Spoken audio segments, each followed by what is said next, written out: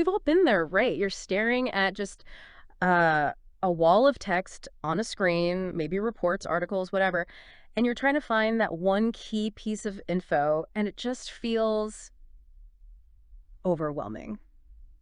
Well, welcome to the deep dive. We try to cut through all that noise, get you the important insights fast. Today, we're looking at something that might sound a bit specific at first, but trust me, the skills are universal. We're diving into the matching information section from the IELTS reading exam. Now, hold on. This isn't really about the test itself. It's about the thinking strategies behind it, strategies anyone can Yeah, use. exactly. And what's really interesting here is how this task, which seems, just for a test, actually sharpens some incredibly useful skills for everyday life. Mhm. We're talking about training your brain to scan information very precisely, getting good at spotting synonyms, knowing when different words mean the same thing, and really understanding like how paraphrasing works. These aren't just academic exercises. They're genuinely fundamental if you want to process information efficiently, any kind of information. Okay, so scanning, synonyms, paraphrasing, those make sense as core skills. But our source material actually calls this specific task slightly awkward.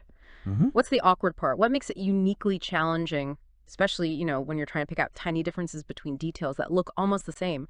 How does that work? Right, that slightly awkward bit is key. That's where the real nuance comes in. Imagine you've got, say, several different descriptions, maybe company profiles or different summaries of research findings. The difficulty isn't just finding a keyword like sales or research. It's navigating what you might call crossover details. Crossover detail. Yep, pieces of information that pop up in maybe two or three places, and they look really similar. But there are tiny, crucial differences. Maybe one says significant increase, another says slight increase. It tests your ability to spot those subtle variations, the kind that could completely change what a fact means, or if it's even relevant to your question. So it's less about just ticking a box next to a keyword. And more about really reading for precise meaning. Exactly. It trains your brain for absolute precision, spotting those critical differences. Okay, I get that. And what really strikes me here is, like you said, this isn't just about passing a test. It feels more like optimizing how we actually, think and deal with the flood of information we get every day. It sounds almost like a cheat code for processing information faster and better. The procedure described in our source, it sounds quite methodical, like a step-by-step focused search. Precisely. Methodical is the word.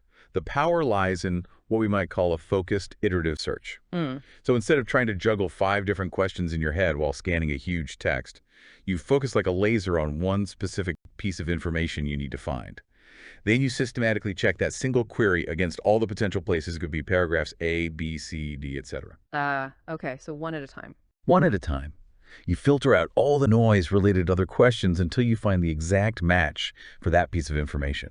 Or you confirm it's definitely not there. Then you move on to the next item on your list. It builds this really powerful mental muscle, the ability to just zero in on what you need, filtering out distractions, even when the answer is kind of hidden or disguised. That methodical approach, it sounds incredibly effective for accuracy, no doubt about that. But here's a question.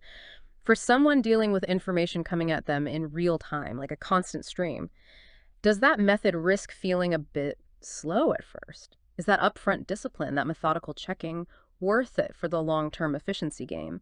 And maybe more importantly, how do we get better at spotting not just keywords, but the rephrased ideas, the synonyms? That's a really good point. Hmm. And yes, honestly, it might feel a little slower initially. It's like learning to carefully untangle a really messy knot instead of just giving it a hard yank, which often makes it worse.